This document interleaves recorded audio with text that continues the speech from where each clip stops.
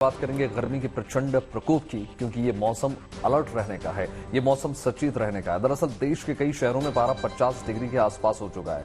ऐसे में जरूरी ये हो जाता है कि अपने आप को गर्मी में किस प्रकार से सुरक्षित रखा जाए। इस वक्त सबसे बुरा हाल अगर हम देखें तो राजस्थान के चुरू का है, जहां पारा 50 डिग्री पर पहुंच चुका है।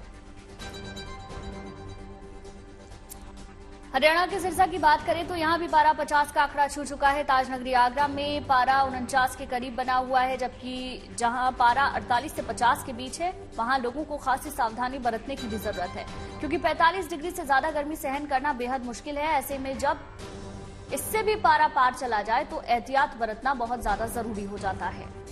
तो आपके सामने 6 शहरों की तमाम तस्वीरें, और ये तस्वीरें बता रही हैं कि वक्त कैसे सतर्क रहने का है, खुद को सुरक्षित रखने का है, क्योंकि जब पारा 45 डिग्री पहुंचता है तो इसका सीधा असर मांसपेशियों पर पड़ने लगता है। ऐसे में मौसम में बच्चे, बुजुर्ग और गर्भवती महिलाओं का विशेष ध्यान रखना चाहिए। भीषण गर्मी में ज्यादा पसीना निकलने से डिहाइड्रेशन की स्थिति बन सकती है।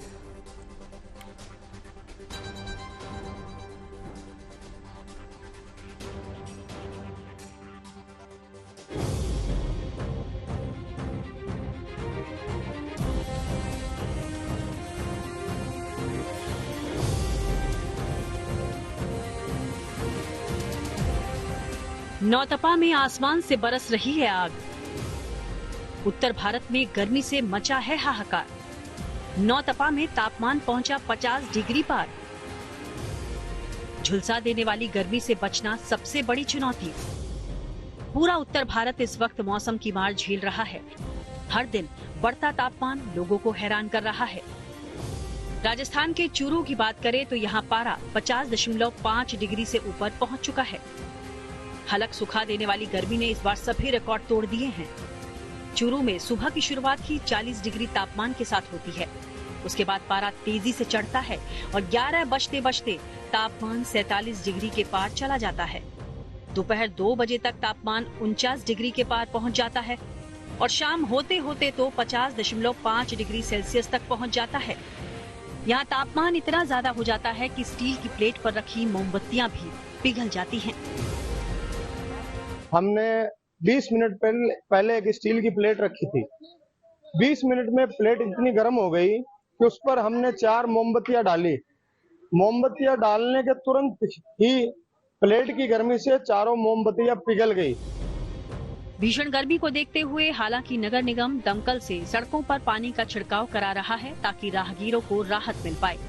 लोगों को गर्मी से बचाने के लिए सभी सरकारी और गैर सरकारी दफ्तरों में ग्रीन शेड लगाए गए हैं। नौतपा में राजस्थान के करौली का भी बुरा हाल है। गर्मी से यहाँ भी जनजीवन पूरी तरह प्रभावित हो चुका है। दोपहर में सड़कों पर इक्का दुक्का वाहन ही दिखेंगे। नौतपा शुरू होने के साथ ही करौली भीषण गर्मी की चपेट में है। मौसम विभाग के मुताबिक हाल फिलहाल तो झुलसाने वाली इस गर्मी से राहत मिलने की उम्मीद नहीं है। राजस्थान के हनुमानगढ़ की बात करें तो इस बार की भीषण गर्मी ने यहाँ सारे रिकॉर्ड तोड़ दिए हैं। गर्मी का 3rd डिग्री का टॉर्चर जारी है और पारा 47 डिग्री के पार पहुंच चुका है। धरती भट्टी की तरह तप रही है, जिससे इंसान ही नहीं पशु पक्षी भी त्राहिमाम कर रहे हैं। हनुमानगढ़ के जी आपके आगे हैं, इतने बुरे हालात है कि जी 47 में आपको बता रहा हूँ, जैसे कि 47 कहने को 47 है, लगभग 49 अगर आप चेक करें ना टेम्परेचर मीटर से उनसे, तो 49 प्लस ही आपको पाएगा हनुमानगढ़ जंक्शन का आज के हालात जो है। भारी गर्मी में बिजली कटौती ने लोगों की परेशानी और बढ़ा दी है। इन सब के बीच पानी से भरी ये नहर लोगों को राहत देने का काम कर रही है। चूरू से विजय चौहान, करौली से गोपाल लाल माली और हनुमानगढ़ से गुलाम नबी के साथ bureau report, good news today.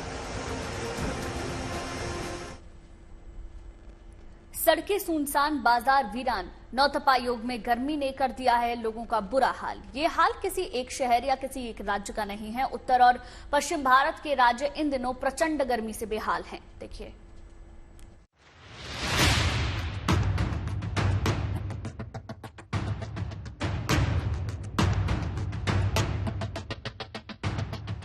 छाता लेकर और सिर ढककर निकले लोग।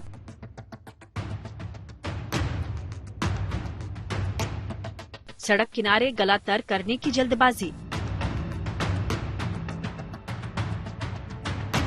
जम्मू की ये तस्वीर बता रही है कि नौतपा में किस तरह मैदान से लेकर रेगिस्तान और पहाड़ तक तप चुके हैं। जम्मू संभाग में भीषण गर्मी का प्रकोप लगातार जारी है और अगर हम यहां पर तापमान की बात करें तो पारा जो है 42 डिग्री सेल्सियस को पार कर चुका है और ऐसी स्थिति जो है पिछले कई दिनों से यहां जम्मू संभाग में बनी है। चाहे जम्मू शहर हो, सांबा शहर हो या कठुआ शहर हो, लगातार यहां पर गर्मी का प्रकोप बढ़ रहा है। नौतपा में धूप और गर्मी को हल्के में लेने की कोशिश न करें, नहीं तो ये आपको बीमार भी कर सकता है।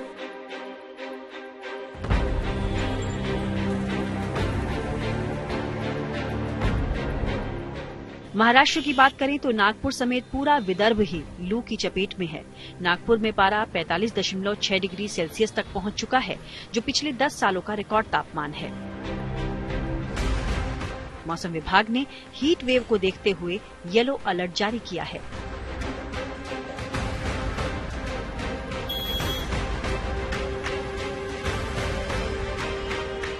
महाराष्ट्र के चंद्रपुर जिले में भी सूर्य देवता आग उगल रहे हैं। चंद्रपुर का तापमान 45 डिग्री के पार पहुंच गया है, तो वहीं चंद्रपुर के ब्रह्मपुरी शहर का तापमान 47.1 डिग्री दर्ज किया गया, जो पूरे विदर्भ में सबसे ज्यादा है। गर्मी में ये सब बांध के चलना पड़ता है, अपने काम करना मुश्किल हो गया है। इतने ज्यादा टेम्परेचर में घूमना मुश्किल है, ऑफिस के काम, बच्चों के काम नहीं हो पाते, इसलिए बहुत दिक्कत होता है।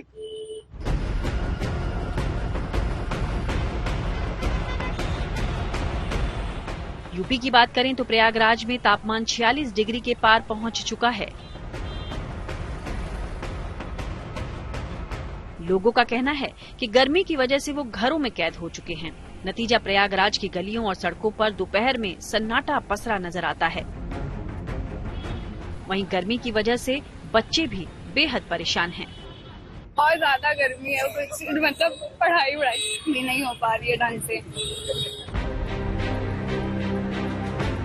यूपी का गोरखपुर भी भीषण गर्मी से इन दिनों जूझ रहा है। यहाँ झुलसाने वाली गर्मी को मात देने के लिए इस जुगाड़ की खूब चर्चा है। बाइक सवार युवक ने सूरज की तपिश से बचने के लिए एक बड़ी छतरी को बाइक के हैंडल से बांध दिया है, जो बाइक चलाने वाले से लेकर पीछे बैठे हुए उसके साथी को धूप से बचा रही है।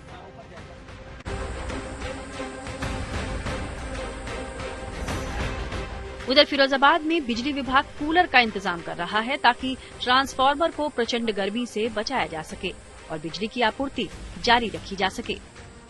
टेम्परेचर अधिक होने के कारण ट्रांसफार्मर में जो ऑयल होता है, वाइंडिंग टेम्परेचर बढ़ जाता है, तो उनको कंट्रोल करने के लिए, ताकि कोई ट्रांसफार्मर फूके ना, सभी लोगों को विद्युत आपूर्ति हम सही समय पर सही दे सकें, इसके लिए हमने जो है ट्रांसफार्मर पर जो है कूलर लगाएंगे, जिससे कि टेम्परेचर डाउन हो और ट्रांसफार्मर कोई दिक्कत ना हो और विद्युत आपूर्ति हमारी बनाए रहे।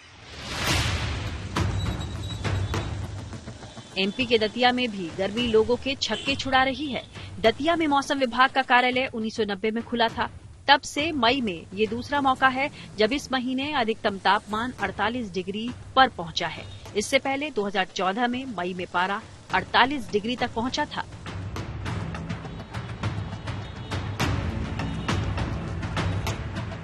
राजस्थान के धौलपुर में भी गर्मी से हाहाकार है। यहाँ तापमान 48.6 डिग्री तक पहुंच चुका है। धूप और लू से लोगों को बचाने के लिए प्रशासन एक्शन में है। आंगनबाड़ी केंद्रों में 9 जून तक छुट्टी का ऐलान किया गया है। जन सुनवाई के समय को बदलकर सुबह 10:30 बजे से 11:30 बजे तक कर दिया गया है। लेकिन इस बीच बिजली की लाइनों में गड़बड़ी होने से ट्रांसफार्मर में आग लगने की घटना भी सामने आ रही है।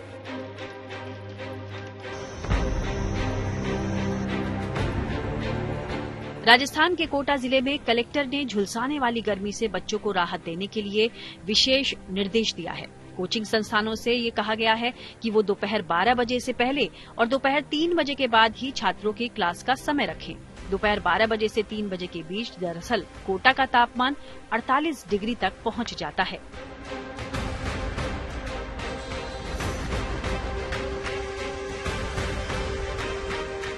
राजस्थान के पाली में भी प्रशासन लोगों को गर्मी से बचाने के लिए कमर कस चुका है।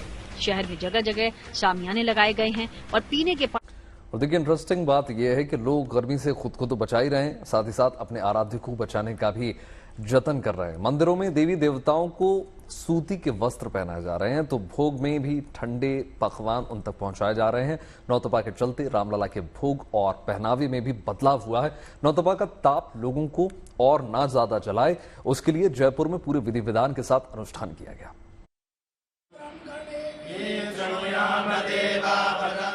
तस्वीरें राजस्थान के जयपुर की हैं, जहां नौतपा के कहर से राहत के लिए यज्ञ और अनुष्ठान का सहारा लिया गया। पंडितों ने अनूठा यज्ञ कर सूर्यदेव से तीखे तेवर को नरम करने की प्रार्थना की। इसके लिए पंडितों ने बर्फ के ठंडे पानी में बैठकर मंत्रोच्चार करते हुए इंद्र भगवान से जल्द बारिश कराने की कामना की।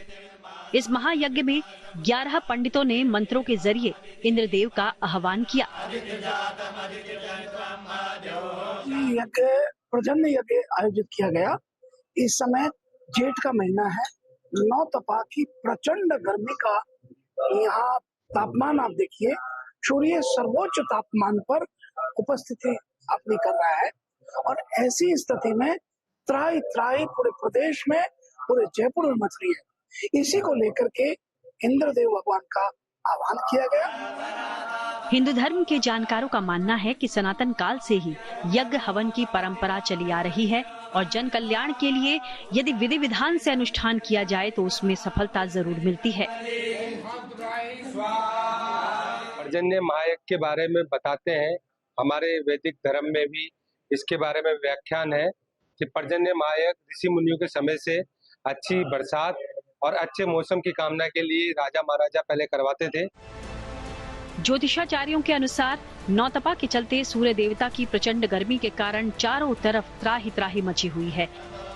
इसलिए इंद्रदेव को प्रसन्न करने के लिए ये अनुष्ठान किया गया। एक तरफ नौतपा के प्रकोप को कम करने के लिए पूजा पाठ और यज्ञ किया जा रहा है, तो वहीं नौतपा की वजह से अयोध्या के श्री राम जन्मभूमि मंदिर में विराजमान रामलला की पूरी दिनचर्या ही बदल गई है। गर्मी को देखते हुए रामलला के भोग से लेकर पहनावे तक में बदलाव कर दिया गया है। रामलला को भोग में अब शीतल व्यंजन दिए जा रहे हैं और उन्हें सूती वस्त्र पहनाए जा रहे हैं। पहले सुबह के समय दीपों से आरती होती थी, लेकिन अब चांदी की थाली में चारों तरफ फूल बिछाकर आरती की जाती है। भोग में रामलला को सुबह शाम दही दी जाती है। इसके अलावा फलों का जूस और लस्सी के साथ भोग में मौसमी फल भी शामिल किए जाते हैं। रामलला को गर्मी न लगे, इसके लिए कूलर और पंखा भी चलाया जाता है। सूती कपड़े पहनाए जाते हैं रामलला को, जिससे कि गर्मी का प्रभाव न लगे। उसके बाद में वहाँ कूलर है वो चलता है और भोग में दही का भोग लगाया जाता है, जूस का भोग लगाया जाता है। उधर झांसी के सिद्धेश्वर मंदिर में भगवान को गर्मी से बचाने के लिए एसी और पंखे का इंतजाम किया गया है। झांसी के ही प्राचीन लक्ष्मी मंदिर में माता लक्ष्मी को गर्मी न लगे, इसके लिए गर्भगृह में एसी लगाया गया है। इस व्यवस्था से मां लक्ष्मी के भक्त भी प्रसन्न हैं। जयपुर से विशाल शर्मा, अयोध्या से बनवीर सिंह और झांसी से अमित कुमार श्रीवास्तव के साथ bureau report, good news today.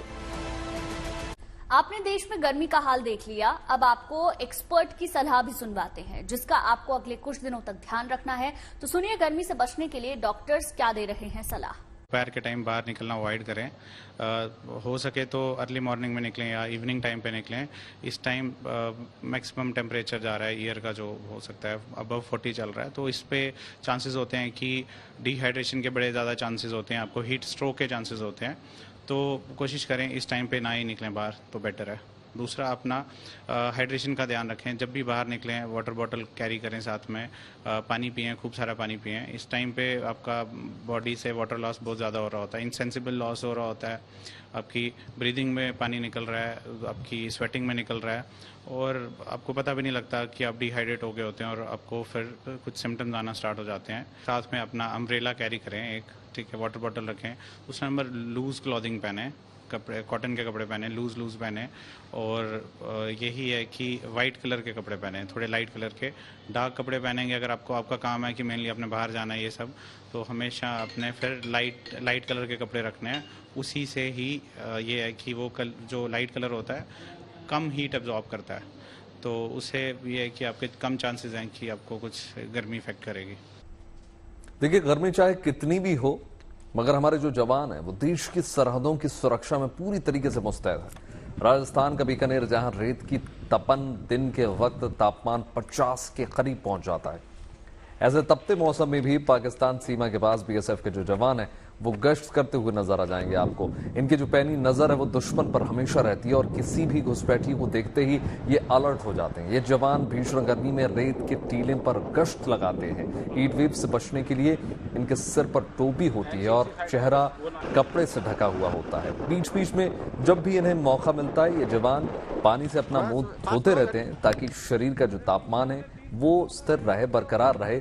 इसके अलावा जवानों को गर्मी से बचाने के लिए भी कई इंतजाम किए गए, लेकिन इन जवानों को सलाम।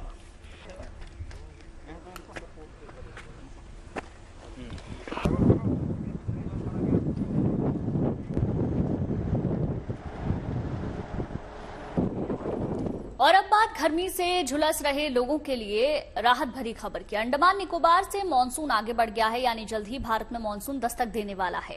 मौसम विभाग की माने तो 2 से 3 दिन में मॉनसून भारत पहुंच जाएगा, यानी कि केरल में 31 मई तक मॉनसून के आने की संभावना है। तो देखिए, मौजूदा मॉनसून की स्थिति की अगर हम बात करें तो अंडमान से मॉनसून अब मालदीव पहुंच गया है, यानी जो मॉनसून अभी तक अंडमान निकोबार में था वो आगे बढ़ चुका है। यह संकेत है कि जल्द ही केरल में भी मॉनसून दस्तक देगा। मौसम विभाग के मुताबिक इस साल मॉनसून समय पर आ रहा है और दक्षिण भारत में प्री मॉनसून बारिश की शुरुआत भी हो गई है। बिल्कुल गुंजन, और देखिए, दक्षिण भारत में मॉनसून आने से गर्मी से राहत मिलने वाली है और भारत में मॉनसून पहुंचने से अधिकतम तापमान में कमी जरूर दर्ज की जाएगी। बिल्कुल, राजधानी दिल्ली तक मॉनसून को पहुंचने में 30 जून का समय बताया जा रहा है। मौसम विभाग के मुताबिक 30 जून तक उत्तर मध्य भारत से होते हुए मॉनसून दिल्ली तक भी पहुंच जाएगा। और खुशखबरी ये है कि इस साल मॉनसून बहुत अच्छा रहने वाला है, यानी मौसम विभाग ने मॉनसून में भारी बारिश होने की उम्मीद जताई है, यानी लबालब हो जाएंगी सड़कें और तमाम जो वन्य जीव है। रुख करते हैं देवभूमि उत्तराखंड का, जो इन दिनों चारधाम यात्रा का उत्सव मना रही है। इस बीच केदारनाथ धाम से बाबा के भक्तों के लिए एक शानदार खबर निकल कर आई है। अब केदारनाथ धाम पहुंचे शिव भक्त दिन ही की तरह रात में भी बाबा केदार के दर्शन कर पाएंगे। खास बात यह है, देखिए, कि दोपहर में सिर्फ 1 घंटे के लिए बाबा का मंदिर बंद होगा और इतना ही नहीं, रात 10 बजे तक और उसके बाद भी भक्त जो है मंदिर में विशेष पूजा करवा सकते हैं। भक्तों की भारी भीड़ को देखते हुए ये फैसला लिया गया है। सुबह पहुंचे भक्तों को गर्भगृह में बाबा के निर्वाण स्वरूप के दर्शन होंगे और इसी तरह शाम के वक्त पहुंचे भक्तों को बाबा केदार के श्रृंगार दर्शन का सौभाग्य प्राप्त हो जाएगा। साथ ही साथ रात के वक्त भी मंदिर में पूजा पाठ किया जा सकता है। केदारनाथ मंदिर में बढ़ती है भक्तों की भीड़ और उनको आसानी से दर्शन करवाने के लिए ये फैसला लिया गया है। अब तक केदारनाथ धाम में 5.5 लाख से ज्यादा भक्त दर्शन कर चुके हैं ऑलरेडी, और एक दिन पहले मंगलवार को 21,000 से ज्यादा भक्त दर्शन करने के लिए पहुंचे, यानी एक ही दिन में।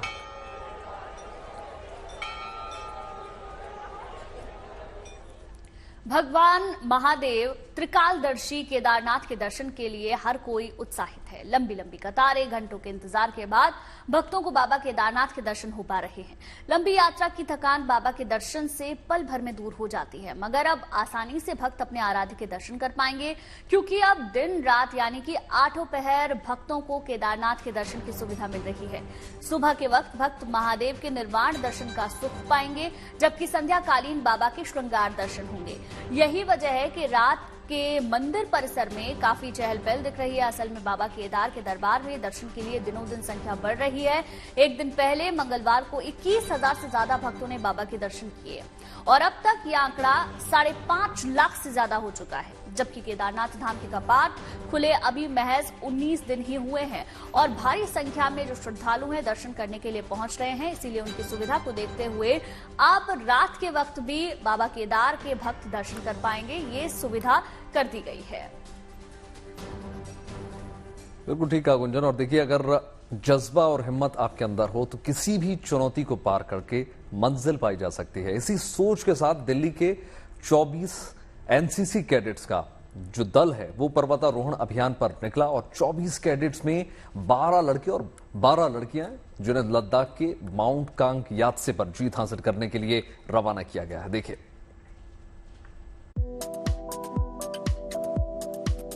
मंगलवार को 24 एनसीसी कैडेट्स का ये दल दिल्ली से लद्दाख के माउंट कांग यात्से को जीतने के लिए रवाना हुआ। इस पर्वतारोहण अभियान पर निकले ये यंग कैडेट्स ऊर्जा और आत्मविश्वास से लबरेज दिखे। एनसीसी के महानिदेशक लेफ्टिनेंट जनरल गुरबीर पाल सिंह ने माउंटेनियरिंग दस्ते को हरी झंडी दिखाई। हम हर साल तकरीबन 500 कैडेट्स को अलग अलग माउंटेन कोर्सेज में तैयार करते हैं और 2 एक्सपीडिशन प्री और पोस्ट मानसून हम जाते हैं।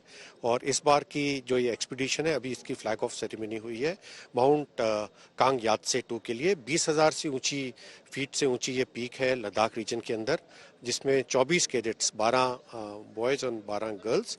एनसीसी में बराबरी का माहौल है, गर्ल्स और बॉयज को बराबरी की इसके अंदर अपॉर्चुनिटी दी जाती है। तो कैडेट्स तैयार हैं, हमारे इंस्ट्रक्टर स्टाफ एक्सपीरियंस्ड और तैयार हैं। इनकी सोनामर्ग में ट्रेनिंग होगी, उसके बाद एक्लिमेटाइजेशन करके ये समिट को कामयाबी करेंगे। माउंट कांग यात्से जैसे चुनौतीपूर्ण पर्वतारोहण के लिए देश के अलग अलग राज्यों से इन 24 कैडेट्स को चुना गया। अगले 45 दिन तक एक दूसरे को मोरल सपोर्ट देने के साथ ही इन कैडेट्स को किसी भी हालात को फेस करने के लिए शारीरिक और मानसिक तौर पर भी तैयार किया गया। ऑफ कोर्स कितनी भी मुश्किल हो हम आसानी से पार कर सकते हैं, बिकॉज हम लोगों को इस तरीके से ट्रेन किया गया है एनसीसी में। हमारे जितने भी इंस्ट्रक्टर्स हैं, हमारे मैम्स हैं, हमारे सर हैं, हमको फिजिकली ही नहीं, फिजिकली के साथ साथ मेंटली भी ऐसे प्रिपेयर किया जाता है। कितने भी टफेस्ट सिचुएशन हो, कितना भी कैसी भी सिचुएशंस हो, अगर हम माउंट कांग यात्से को कंकर करने चाह रहे हैं तो हम उसे कंकर करके लौटेंगे। चैलेंजेस तो बहुत सारे हैं, लेकिन ये जो एक्सपीरियंस है वर्थ इट एक्सपीरियंस होगा। हम चैलेंजेस के साथ साथ चलने को भी तैयार है, वैसी हमारी प्रैक्टिस भी है। Yes ma'am, moral support is very important हमारे लिए, क्योंकि हम एक दूसरे को हौसला दे सकते हैं पहाड़ चढ़ने के लिए, क्योंकि पहाड़ चढ़ना इतना आसान नहीं होता है। तो कि हम सब एक साथ जुल के ऊपर चले जाएंगे। मैम फर्स्ट ऑफ ऑल जब भी हम लोग मैम किसी भी एक्सपीडिशन में जाते हैं, फर्स्ट ऑफ ऑल हमें यही सिखाया जाता है कि सारी टीम को एक साथ लेके जाना है। उसके लिए मैम हमारे अंदर लीडरशिप क्वालिटीज़ होनी चाहिए जो कि हमें और काबिल बनाती हैं माउंटेन को कॉन्क्वायर करने में। बेशक इन कैडेट्स के लिए माउंट कांग यात्से का ये सफर आसान नहीं होने वाला। ऐसे में चुनौतीपूर्ण माहौल में एनसीसी महानिदेशक की ये एक अहम टिप हर किसी को आत्मसात करने की जरूरत है। ऊंचे से ऊंचा पहाड़ है जो आदमी की हिम्मत है उसको फतेह कर लेती है, तो सबसे पहले ये बात है। और इसका जो मिसाल है ये हमारे यंग कैडेट्स हैं और ये सारे के सारे वॉलंटियर्स हैं। तो the spirits can actually do wonders. इस पर्वतारोहण अभियान को 45 दिन में पूरा करना है, इसलिए ये कैडेट्स कैंप में दिन रात गुजारने और ट्रेनिंग के दौरान बूट से लेकर हेलमेट, हेडलाइट, ग्लव्स, लैंप जैसे कई और सामान अपने मिशन पर साथ लेकर चले हैं। ये तमाम वो चीजें हैं जिसका इस्तेमाल करके जो कैडेट्स है वो माउंट कांग यात्से तक पहुंचेंगे, ऊपर तक, जिसकी ऊंचाई बहुत ज्यादा है। तो 45 दिन भी इसमें लगने वाला है। ये वो सारा अहम सामान है जो कैंपिंग में इस्तेमाल होता है। यकीनन इन 24 कैडेट्स के सामने माउंट कांग यात्से को फतेह करने की चुनौती बड़ी है, लेकिन नामुमकिन नहीं। ऐसे में टीम भावना के साथ पर्वतारोहण अभियान पर निकले इन कैडेट्स का जज्बा और जिद भी साथ है, तो इन्हें मंजिल पर पहुंचने से कोई रोक नहीं सकता। ये 24 कैडेट्स हैं, जिसमें से 12 लड़के हैं और 12 लड़कियां हैं, और ये लोग अभी जाएंगे। इनकी यात्रा जो होगी 45 दिन की होगी, यानी 45 दिन में ये माउंट कांग यात्से पहुंचेंगे। और ये साल में 2 बार होता है, जैसा हमने समझा। बिल्कुल बेहद खास ये यात्रा जिसको आज फ्लैग ऑफ कर दिया गया है। वीडियो जर्नलिस्ट अंकित सिंह के साथ नीतू झा, न्यूज़ टुडे। चलिए अब आपको लिए चलते हैं दार्जिलिंग, जहां इस वक्त सैलानियों की बहार आई हुई है। उत्तर में जहां लोग ठंड से बेहाल हैं, तो वहीं यहां आकर लोग सुकून महसूस कर रहे हैं।